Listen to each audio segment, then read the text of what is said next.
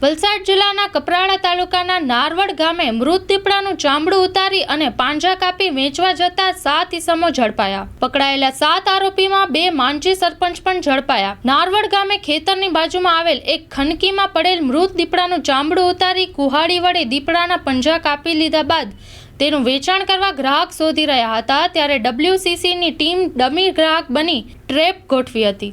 આ ટ્રેપમાં 7 આરોપીઓને ઝડપી લેવામાં આવ્યા હતા।